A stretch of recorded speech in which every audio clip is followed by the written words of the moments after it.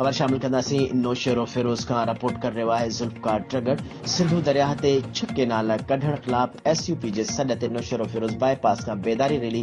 Divisional सदर असलम कोरे जो सिलई सदर रज़ा बखण महर विस्तरो ख़ादिम सियाल जुनेद विस्तरो आमिर हुसैन विस्तरो divisional general secretary Jalal Khan Jamri ज़िले सेक्रेटरी कामरेड ज़ीशान विस्तरो ऐं ॿियनि जी अॻुवाणी में कढी वई, जेका नारेबाज़ी कंदे शहर जो गश्त कंदे नेशनल प्रेस क्लब अॻियां मीडिया सां ॻाल्हाईंदे चयो त SUP जो मुतालबो आहे त फौरन सिंध ते रिथियल छके नालनि जो फ़ैसिलो वापसि वरितो वञे।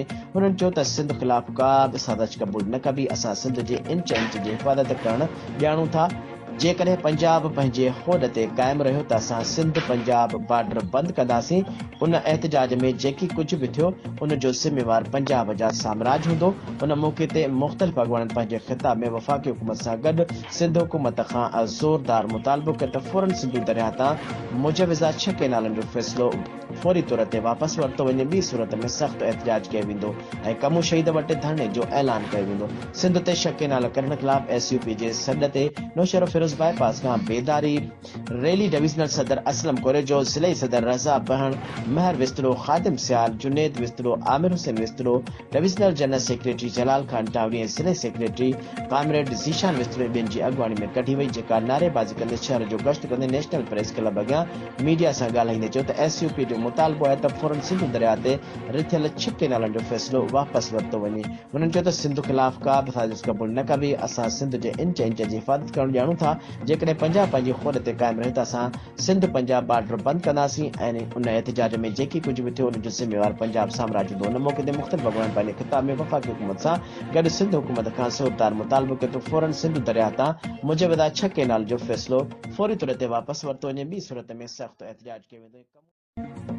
खबर शामिल कयूं था शिकारपुर मां। रिपोर्टर आफ़ाक अली संजरानी जी रिपोर्ट मुताबिक़ 6 महीना पहिरियां रोड एक्सीडेंट में AGTV न्यूज़ जे चीफ एग्ज़ीक्यूटिव अब्दुल गनी भयो जो पेर कटिजी वियो हुयो, जंहिंजे ऑपरेशन रिवर सिटी अस्पताल सखर में डॉक्टर अज़ीज़ लाइ भयो कई, जेका कामयाब थी वई ऐं उन मौक़े ते सहाफ़ी अब्दुल गनी भयो सहाफ़ी आफ़ाक अली संजरानी सां ॻाल्हाईंदे चयो त हिन वक़्तु मुंहिंजी तबियत बहितर आहे। सभ खां पहिरियां मां एडवोकेट नज़ीर अहमद महर जो शुक्रियो अदा कयां थो, जंहिं मूंखे एमरजेंसी जी हालत में रेंजर्स अस्पताल पहुचायो, जंहिं मुंहिंजी दवाउनि ऐं अस्पताल जी फीस अदा कई। उन खां बाद मां मामा अहसानुल्लाह भयो, मोहम्मद सुलेमान महर, सहाफ़ी कुर्बान अली महर ऐं मुंहिंजो वॾो मारोट मौलवी असदुल्लाह भयो, मामा उबैदुल्लाह भयो ऐं भाइटियो अब्दुल हफ़ीज़ भयो जिन आया, जेकी रिवर सिटी अस्पताल खणी आया, जिते डॉक्टर अज़ीज़ुल्लाह भयो मुंहिंजे पेर जी ऑपरेशन कई, जेका कामयाब थी।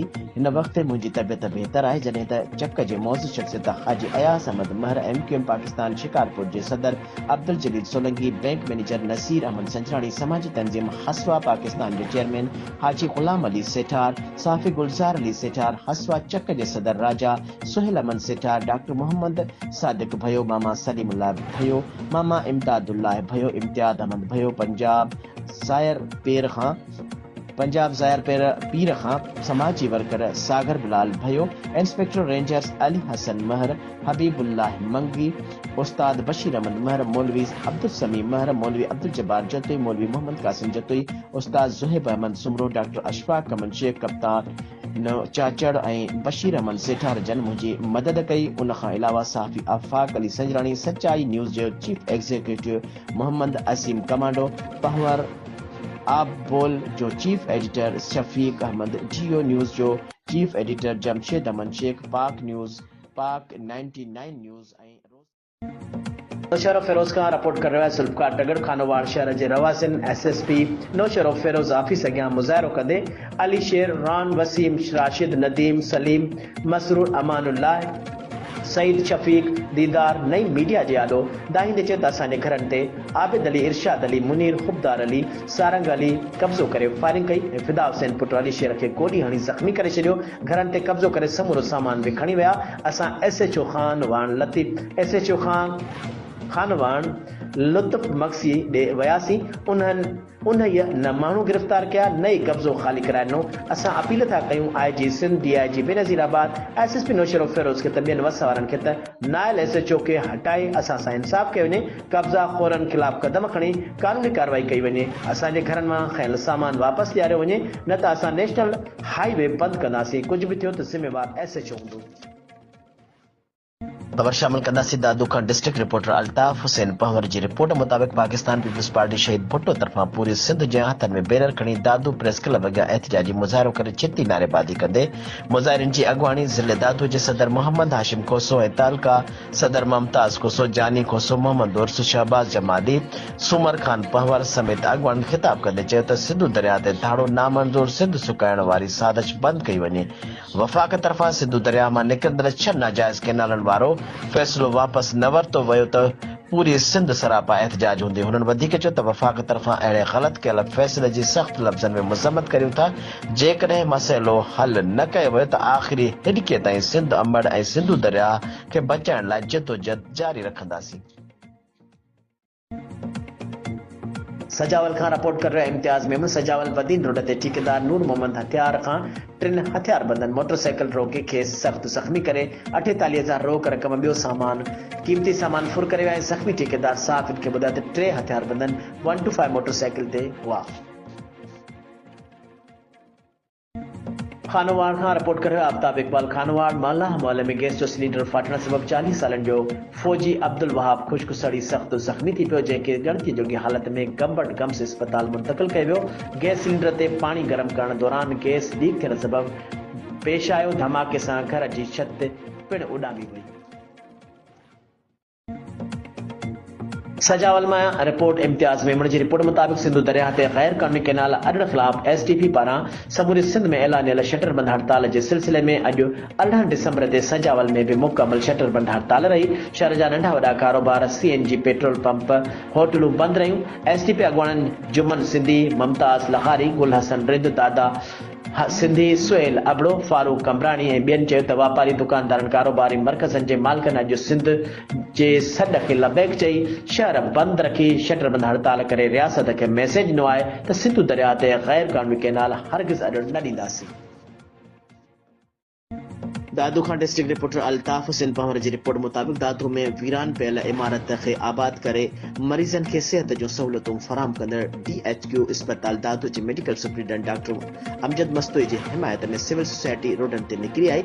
सभी शहरनि हथनि में बैनर प्ले कार्ड खणी अलामा आया कासी लाइब्रेरी खां प्रेस क्लब ताईं मार्च करे हीरो आ डॉक्टर अमजद मस्तोई हीरो आ जा ज़ोरदार नारा लगाया विया। अॻुवान डॉक्टर अमान ला पंवर, डॉक्टर एहसान ला पंवर, डॉक्टर एहसान पंवर, डॉक्टर अजहर नवाज अब्बासी, डॉक्टर रिजवाना पंवर, मोहम्मद उमर पंवर, हाजी लियाकत सुमरो, आसिफ जमाली, अब्दुल गफ्फार जमाली, अशरफ शेख, गुलाम नबी पंड, सत्तार मुखानी, खादिम तहीम ऐं ॿियनि रैली खे ख़िताब कंदे चयो त 12 सालनि खां बंदि पियल DHQ अस्पताल जी इमारत जा ताला खोले अस्पताल खे फाल करे समूरियूं सहूलियतूं फराहम कंदे दादू वासियुनि खे इलाज जो बेहतर खां बेहतर सहूलियतूं फराहम कंदे डॉक्टर अमजद हुसैन मस्तोई खे जस पेश करण लाइ निकिता आहियूं।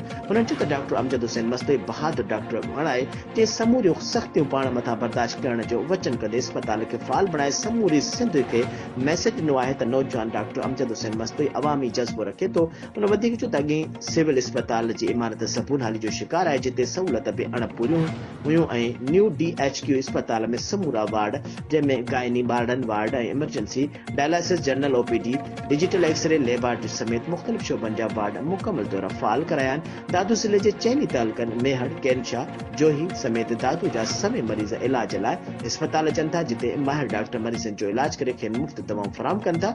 हुननि चयो त अॻ में मामूली ज़ख़्मियुनि खे बि हैदराबाद ऐं नवाबशाह रेफर कयो वेंदो हो, पर हाणे मरीज़नि खे न्यू DHQ अस्पताल में मुकमल इलाज फराहम कयो वञे थो। अस्पताल खे फाल करे दादू वासियुनि खे ख़िदमत कंदड़ डॉक्टर अमजद हुसैन मस्तोई खे सलाम पेश करियूं था। संदसि जो मुखालफ़त कंदड़नि खे चिता ॾियूं था त हू अवाम जे ख़िदमत लाइ जुड़ियल इदारे अस्पताल ऐं अवामी ख़िदमत जो जज़्बो रखंदड़ डॉक्टर अमजद हुसैन मस्तोई खे सियासी।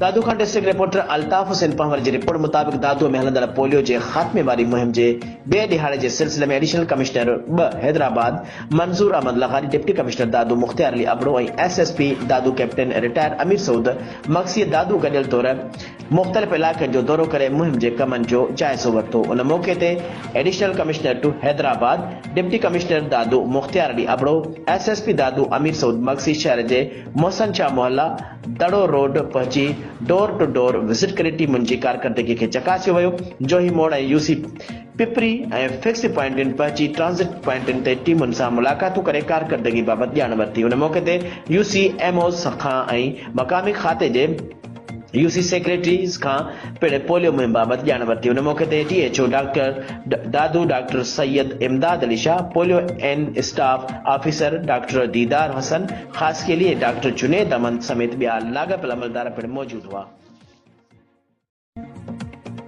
सजावल खां इम्तियाज़ मेमण जी रिपोर्ट मुताबिक़ SDP चेयरमैन डॉक्टर कादिर मगसी जे जाती चौक वेझो ॻोठ हाजी वाढो रिंद पहुची SDP कारकुन शहीद हुसैन सिंधी रिंद जे वारसन वालिद चाचा मोहम्मद हसन रिंद सां शहीद हुसैन सिंधी रिंद जी ताज़ियत कई।